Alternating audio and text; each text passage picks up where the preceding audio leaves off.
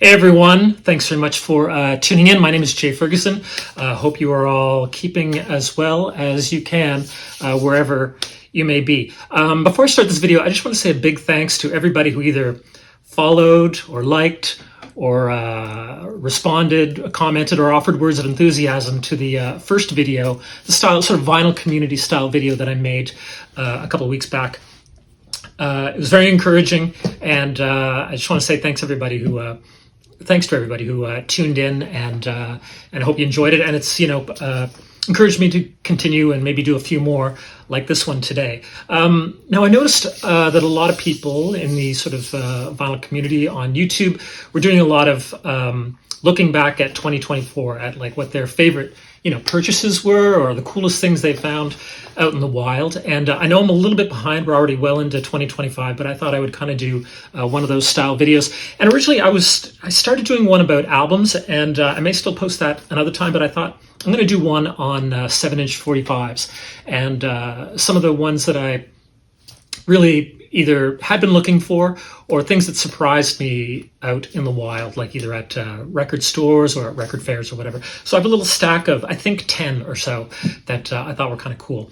I really love, one thing is always, it's like shiny things that I'm always attracted to. I really love old 7-inch 45 EPs, or not necessarily 45, some of them are 33, but British 7-inch EPs. They often came in these really sort of glossy clarifoil style covers with a really cool image and the colors that really popped, and they were cool. Sometimes they had unique songs, and sometimes they had songs that were maybe on an album, or they were a collection of recent singles or whatever. Anyhow, the first record I want to show is one of those EPs, and this is it right here. It's an EP that's called The Needle of Death, or Needle of Death, by Bert, Jansch, or Jansch. It depends. I believe the Scottish pronunciation is Jansch, and the English pronunciation is Jansch. So it could be either or. I think his family, I did a little research, and I think his family refers to it as Jansch, but he uses Jansch because of his time in the UK. That's what I read anyhow. Since I'm not sure which would be, maybe I'll just refer to him as Bert from now on. So this Bert EP. Anyhow, fantastic, well-known and well-loved folk singer and songwriter in the UK. And this is a very early EP of his, and that's the front cover. The back cover, a little bit of marks on it, but still, I love the design of these old EPs. This one has 5 songs on it. It's got Running From Home, Tinker's Blues, Needle of Death. Side 2 is Green Are Your Eyes, Courting Blues, and The Wheel. And it's lovely. I really love his style of guitar playing. I probably would have heard of him first from being a fan of Johnny Marr in the 1980s and reading Johnny Marr interviews. And Johnny Marr, he would just talk about different guitar players that he would like, or things that had influenced him. And that's the first time I heard of our friend Bert here. So, I have a couple of records by him, but I didn't have any EPs. And when I spotted this out in the wild, I just had to have it. And he has just a wonderful style of guitar playing. And when you hear Johnny Marr, especially on the early Smiths records, you can hear where he was sort of coming from, and definitely obviously listening to folk guitar players like Bert. Anyhow, yeah, this is great. I found this actually out in the wild in Nova Scotia, my home province. I was out there this summer and at a record store in Lunenburg, Nova Scotia, which is down on the South Shore, and it's called Old Town Records, and they had a copy of this, and I couldn't resist. I just love these EPs. Anyhow, great record. Happy to find that out in the wild. And this next record I also found at Old Town Records in Lunenburg, Nova Scotia. I'm a big fan of The Move from the 60s, the British sort of, what do you call them, completely psychedelic mod rock band. I don't know how you would describe them. They went through so many phases, but the mastermind behind the band was Roy Wood. Roy Wood eventually went on to be part of the early days of ELO, and also made his own solo records in the 70s that are fantastic. And he also had his own band under the name Wizard. This is a record that, if you listen to it, you just assume it's like a Move outtake, or an outtake by the band The Move. But it's not. It's a band called Acid Gallery from 1969 on the CBS label, and the song is called Dance Round the Maypole. So like I said, if you listen to it, you think it's Roy Wood, because mainly produced by Roy Wood, written by Roy Wood, and the chorus, I think, is sung by Roy Wood. So for all intents and purposes, it's basically a Roy Wood record. And I don't think this band Acid Gallery made another record. Maybe they made it with Roy Wood and he just sort of took over and they're like, I give up. He's too good. But anyhow, wonderful. And a rare record as well. I don't think it's sold a lot. And this is, if you see the big A on it, indicates that it's a promotional copy of this record. And the B-side is a song called Right Toe Blues, which I don't know if it really even has anything to do with Roy Wood. He doesn't write it. Or sorry, he didn't produce it and he doesn't have a writing credit. And the song is okay, but Dance Around the Maypole is fantastic. It's been on a lot of different sort of psych compilations over the year, but I was happy to find a real one in hand. So thanks to Old Town Records in Lunenburg for turning up two of my favorite singles this year. The next record I also found out on the East Coast of Canada, Nova Scotia, and this will be out on the Bedford Highway. So that's leading out of Halifax, maybe if you're on your way to the, well, one way to get to the airport, I suppose. And, you know, if you're not from there, it's just a little bit outside of town, near Chicken Burger, by the way. But there's a store out there called Select Sounds, run by a couple of fellows who I've known for a long, long time. And I found this 45 there this summer, and I was really happy to find it. I'll take it out of the sleeve so there's not too much glare. But it's by Kid Creole and the Coconuts. Sort of a band from, maybe you know their big hits from the early 80s. They were really popular in the UK, like Annie, I'm Not Your Daddy, Stool Pigeon, I'm a Wonderful Thing, I believe is the name of that one. And anyhow, they released a number of records, and this is a really early single. I think this was released in 1980, and so which is around the time of the very first Kid Creole and the Coconuts record. There's the back of the sleeve. There's the front, same thing. The single is There But For the Grace of God Go I, and the B-side is actually a Coconuts solo track called He's Not Such a Bad Guy After All. The Coconuts were the background singers on the Kid Creole records, and they also made a solo album a few years later, but I think this might have been the first time they did something on their own.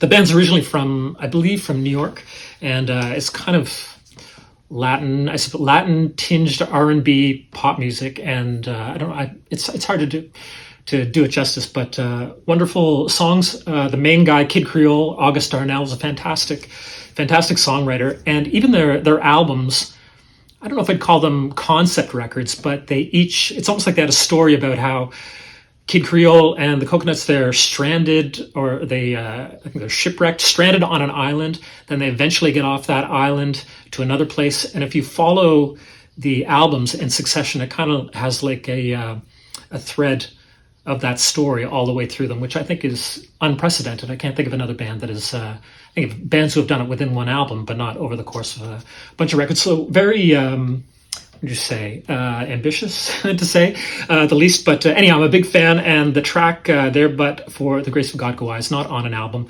nor is the B-side, He's Not Such a Bad Guy After All. I think I like the B-side, the Coconut solo track, even more. So fantastic. Happy to find that out. Select Sounds in, I'll show the label as well, because I know that some people like to see the labels. On the Antilles label, Kid Creole there, and there are the Coconuts on the other side. Anyhow, wonderful record. If you're a fan of Kid Creole, it's worth checking out the trying to track down some of these singles. There's a couple that kind of predate or around the time of their first album with songs that are not on the album. The next one is it's an American band, but it's a UK release. Now, I'm trying to remember where. Oh yes, I found this at a record fair not that long ago in the fall, maybe in November, down in, I think I found this in Burlington, Ontario, just down the road from Toronto, where I am right now. I'm a big fan of. I think I mentioned this on my first episode, Parliament and Funkadelic and all the different iterations. And I really love the Parliament's singles in the 1960s that were on, for the most part, the Revelot label. But this one is just after that. So this is 1970, and it's the British single for Funkadelic called I Got a Thing, You Got a Thing. And that song is on the debut self-titled Funkadelic record, which was on Westbound over here. But on the UK, they're released on Pi International, or Pi Records, as you can see. But the greatest thing about this is the B-side called Fish Chips and Sweat, which is a non-album track, but one of their best songs from that era.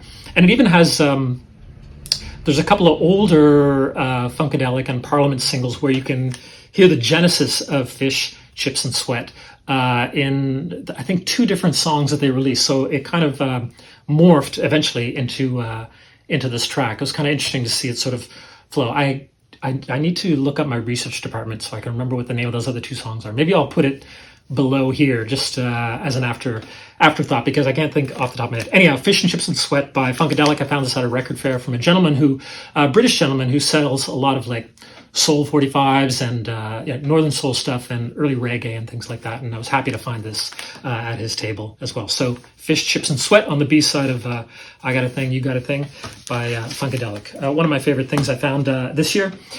This was a record that, it's not that, some of these aren't that hard to find. If I really wanted to get it, I could probably go on to, Discogs or eBay and track them down. But it's nice finding them, seeing them out in the wild. This next single, I was happy to spot, and my sweetheart bought it for me for my birthday in the fall. So thank you, sweetie.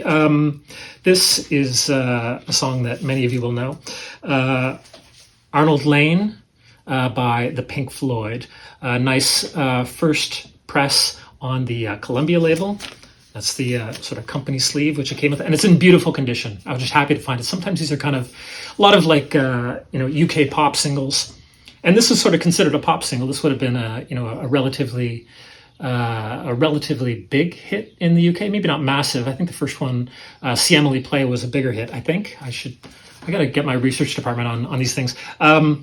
But sometimes they're a little bit beat because they would have been played like on small, dance set.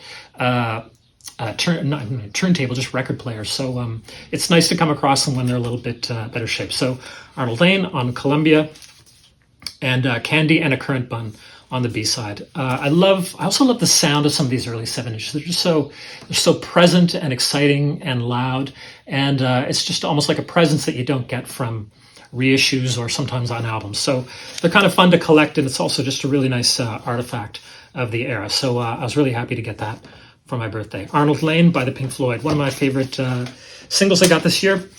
Next up is something, I saw this in a store here in Toronto, and I was like, oh, this looks interesting. And I found it on YouTube and listened to it on my phone. I was like, oh, this is kind of cool. I'm going to get it. It wasn't very expensive. It was maybe $7. But, in my trying to find anything out about this band, I find nothing. Like, there's very little information about this band. The band is called Donnie Dale, and there's the back of the sleeve there. The tracks are called Thank Goodness for the Rain, and the B-side is called Oh Yeah, and I really quite like Oh Yeah. I believe it's from California, and from around, I have some notes here. Let's see if I can find Donnie Dale, 1970 in LA. It's just, I don't know anything about it, but just the look, it looked like, oh, is this going to be some sort of cool underground, pop kind of record, you know what I mean? Just based on the look of these gentlemen, wouldn't you say that? It's not going to be metal, I think, or anything like that, or hard rock or progressive rock. I wanted to show the label. It's on the label called Pianio, right there. Very colorful label. Sorry, it needs to be cleaned a little bit, I believe. Lovely record. Anyhow, I like the A side, but I really like the B side. Oh yeah. I don't know if I love it, but it's pretty cool. It's very British centric and pop, and it's got a really cool bridge in it and melodic and everything. This is the only record that they ever made, and like I said, I can't find anything about them online. So if anybody knows anything about Donnie Dale, they almost look sort of like a modern, well, not modern, sorry, like a 1970 version of Lemon Twigs or something like, I suppose, maybe, I don't know. Anyhow, if anybody knows anything about Donnie Dale, please leave a comment in the comments section below. But this is the only single they made, and just like a cool find. It's kind of fun finding those one-off unique records that pop up from time to time in the middle of nowhere. And sometimes, there might be a band that had like one great song, and then that was it. That might be that could very well be the case. So I don't know if either of these gentlemen went on to further musical exploits, but anyhow, there you have it. It was just a fun, unexpected find out in the wild in 2024. Okay, so the next record I have kind of falls into almost a similar category to Donnie Dale's, like an artist who made one or two records and then kind of disappeared a little bit. And this is from Ohio. This 45 that I'm going to show you from about 1972, I believe, and it's by an artist by the name of Farinacci. His name is Nick Farinacci, and the song is called "Hold On to What You've Got." And the B-side is called "You're Wasting My Time." Kind of got a yellow version of the illustration, and then like a green backed version of the illustration. Now, I guess if you look at the sleeve, you think it might be sort of a country folk kind of style record, but no, it's definitely something that leans more into like Paul McCartney or Emmett Rhodes style of pop songwriting. And I'll show you the record as well. That's got the sort of generic looking rainbow sleeve right there on the Edcom label. And yeah, the Hold On to What You've Got is great, but You're Wasting My Time, the B-side, is excellent. And so if you're a fan of that kind of Emmett Rhodes style of pop songwriting, I think you might enjoy this. Now, apparently Nick Farinacci played everything on the record and produced it himself. And from what I understand is that he released 200 copies of this record, and that's it. And he also did another 7-inch around the same time, maybe a couple of years earlier, also only 200 copies. But apparently he also made a full-length record, and those are super scarce. I saw one that was sold maybe 10 years ago or so online, and I haven't seen hide nor hear of one since. I think there's maybe a couple of tracks on YouTube, but anyhow, a really cool, like I said, Emmett Rhodes, Paul McCartney style songwriting. And actually, I mentioned the Lemon Twigs earlier. His voice actually sounds like, I'd say maybe more like the older brother Brian in the Lemon Twigs. The voice is very similar. It's also a very similar approach to pop songwriting. So anyhow, a really unusual and rare record, and I was happy to find that this year. I also did get one of his other 7-inch singles, but the LP I would love to track down, but it's very elusive. I'd love to hear the rest of the LP too, based on these singles. So from 1972 in Ohio, Nick Farinacci. That's a great one. This one, you know what? I wasn't going to mention it, but I maybe it's just not that unusual, but it was a cool find in this past year.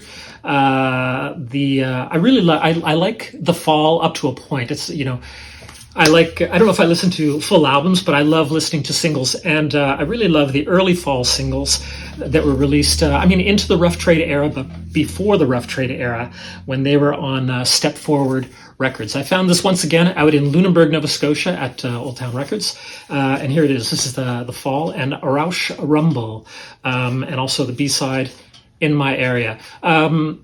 It's in beautiful shape. A lot of times these, sleeves with that are white like this, I'm getting, sort of marks on them or smudged and stuff like that. But I was very happy to find a lovely copy of this out in a small town in Nova Scotia. So this was really a fun find. And I like I said, I really love those first, 6 or 7 singles by The Fall, and the artwork on them as well, very homemade.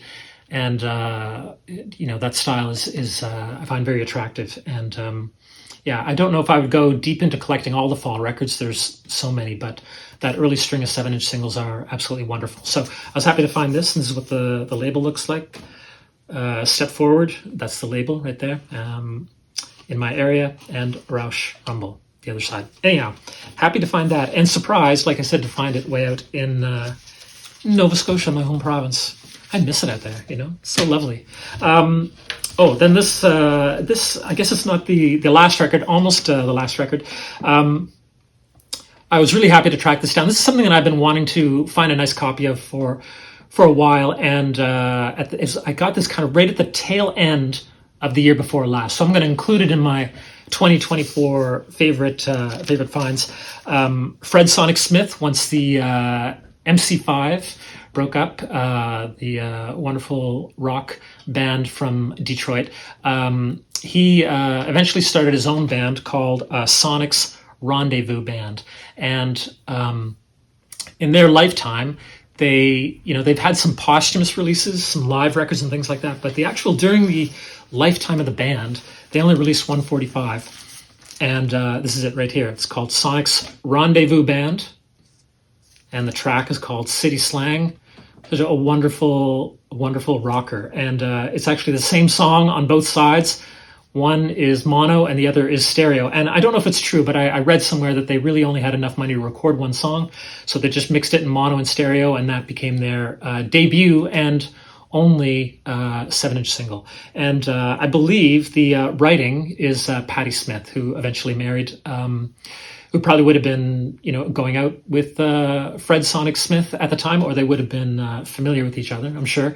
And anyhow, so she designed the sleeve for them, and of course they went on to get married. An amazing song that to me holds up with anything in the MC5 catalog, and anything on something like, say, Raw Power by the Stooges.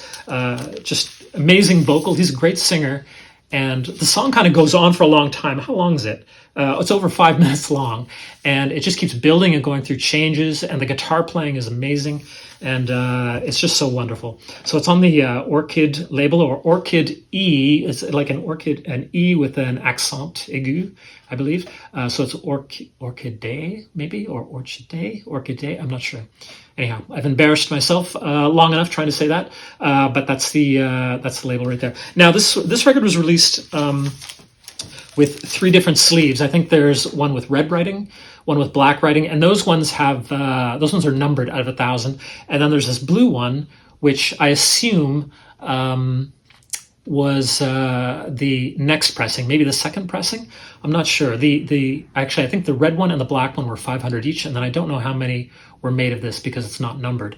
And it said this is a special preview edition, so I don't know. Maybe this was before the black and red editions. I'm not 100% sure. Again, if you happen to know the history of these sleeves, important stuff, leave a comment below, and maybe you can sort it out. I found this at a wonderful record store here in Toronto that's called Short Stack Records, and the late lamented Short Stack Records. They closed up in the spring of 2024, sort of fell victim to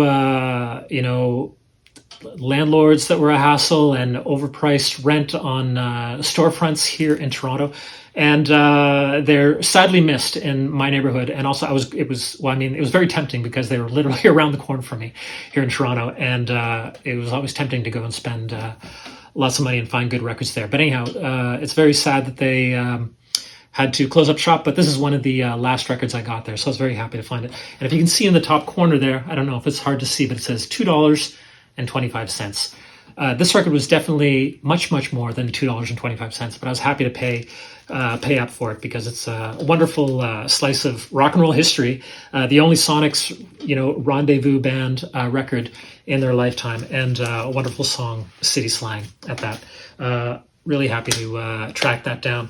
And thanks for two Short Stack Records for having that, to find that in Toronto without having to go online was super cool. I'm going to end this episode of my favorite 7-inch vinyl finds from out in the wild in 2024 on these 2 EPs that I received as a gift from a friend of mine, Frank, out in Australia. He someone who I've got to know over the past couple of years. He's a big fan of our band Sloan, and he came to Toronto this past year, and he brought these for me as a gift, knowing that I like this band very, very much. The band is called the Easybeats, and I believe this is their very first EP that they released, called She's So Fine.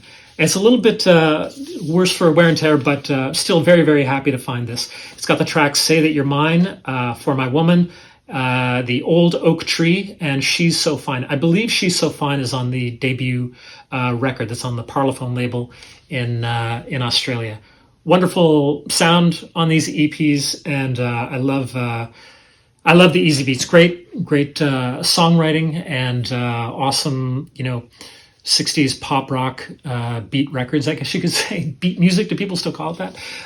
Anyhow, very happy to get this. Thanks very much, Frank. Lovely stuff. And also one other EP by them as well. That one is from 65, I think. Let me check my research notes. Yeah, 65. And then this one is from 66. Also a little bit, sleeve is a little bit of foxing on it there, but wonderful design. Easy Fever by the Easybeats. Let's see, the Souvenir EP, and let's see, once again on the Parlophone label. Oh, I didn't show the label of that. I'll show the label of this one anyhow. This one has Too Much. Also, I'll Make You Happy, Just Like Your Mama Wants.